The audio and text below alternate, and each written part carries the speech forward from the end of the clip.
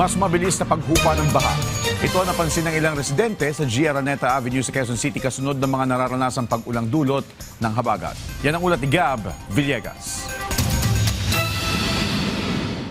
Sa kabila ng nararanasan pa rin na pag-ulan sa Metro Manila dulot ng hanging habagat, malaki ang pasasalamat ng mga residente ng G. Araneta Avenue sa Quezon City dahil sa mabilis na paghupa ng baha sa kanilang lugar.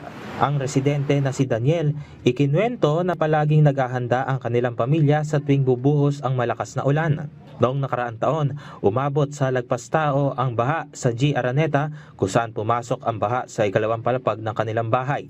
Nitong weekend ay umabot ito hanggang bewang at pumasok na lamang sa unang palapag ng kanilang bahay. Napansin rin niya na mabilis ang pagbaba ngayon ng baha kung saan wala pang isang oras ay humupa na ang baha. Nakatulong po siya kasi para yung baha po mas mabilis humupa sa nangyari ngayong taon po. Ganito rin ang napansin ni Nanay Emma na hindi kasing taas tulad ng dati ang pagbaha na kanilang nararanasan.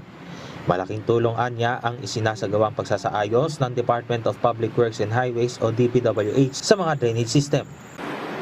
Simula po nung madali naman po humupa yung baha dito na. Di kagaya noon na matagal. May mensahe rin si Nanay Emma sa pamahalaan. Sana po tuloy-tuloy yung pangako nilang gagawin din dito sa kabilang kagaya nung side sa kabila para baka yun po yung way na hindi na gaanong tumaas yung baha sa amin. Gab Humilde Villegas para sa Bayan.